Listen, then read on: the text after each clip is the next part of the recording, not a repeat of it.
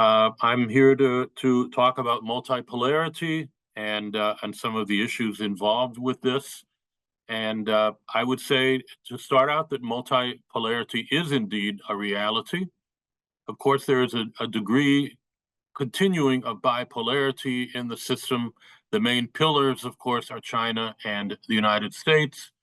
And unlike during the Cold War, China represents not only a geopolitical and ideological rival to the United States, but also, of course, an economic one.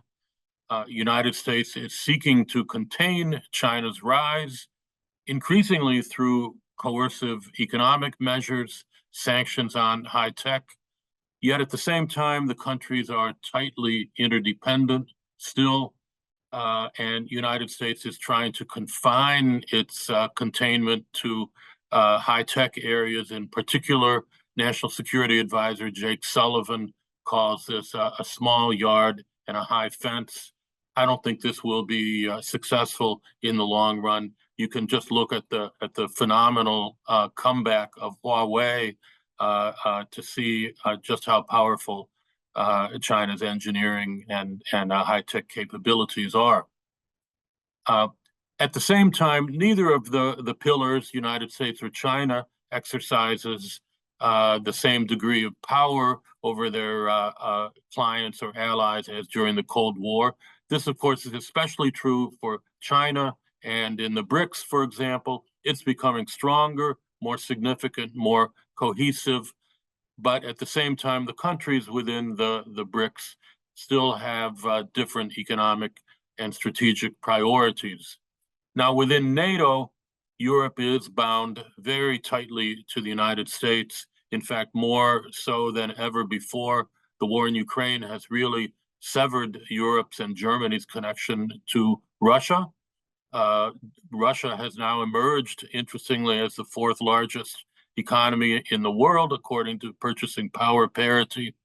On the other hand, Europe is experiencing significant economic decline, relative decline, and this can only be anticipated to continue.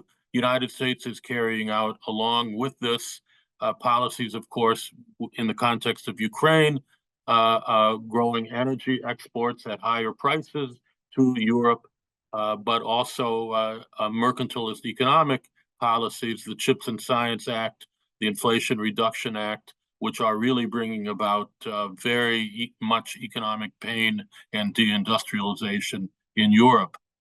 Of course, there is the emergent China-Russia relationship. Xi Jinping and Vladimir Putin use the term no limits. It's not, of course, a formal alliance in the same sense as NATO, and some people think that it will be fractured, but I don't think that's the case as long as the United States pursues highly confrontational policies towards China, and so that is certainly a very significant alliance formation. In some respects, the situation is reminiscent of World War I. Growing cohesion prior to the outbreak of war of the Triple Alliance and the Triple Entente.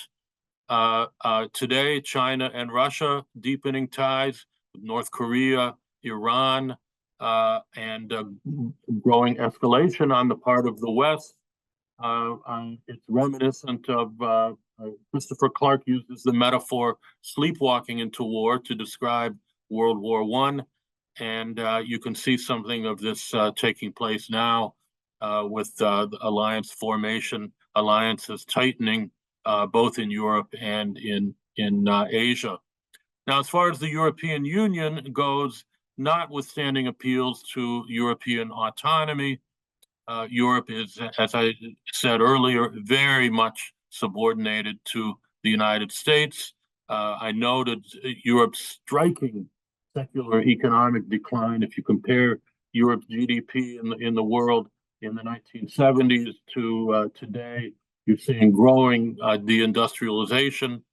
And so here, clearly, in the longer term, the balance of global production clearly favors the BRICS. And I think the final thing to be noted is the growing domestic instability, especially in the West today, obviously most notable and alarming in the United States, but also in Europe with the rise of the far right, elections for the European Parliament, and more recently, of course, in France. So all these factors also have to be taken into account when we dissect this trend towards multipolarity.